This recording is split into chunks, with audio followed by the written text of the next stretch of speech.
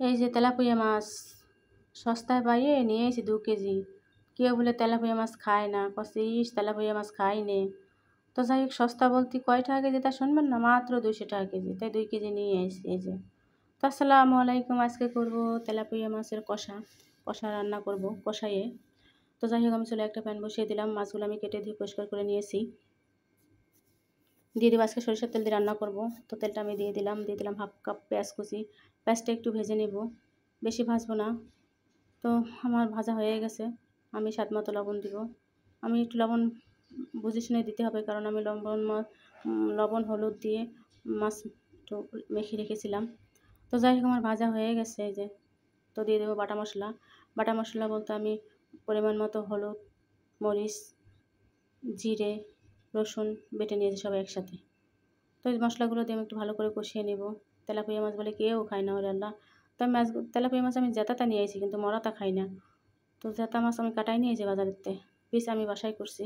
তো যাই হোক, মশলাটা পুড়ে যাচ্ছিলো, আমি একটু পানি দিয়ে ভালো করে কষাবো, যেহেতু কষা রান্না করবো। এই হলো মাছ। তো কষানো হয়ে গেছে আমার মশলাটা। আমি মাছগুলো একে একে দিয়ে দিব। তো মাছগুলো আমার দেওয়া হয়ে গেছে, আমি ঢেকে দিব। মাছগুলো আমি আজকে কষা যেহেতু রান্না করব, এর জন্য আমি আজকে মাছ ভাজবো না।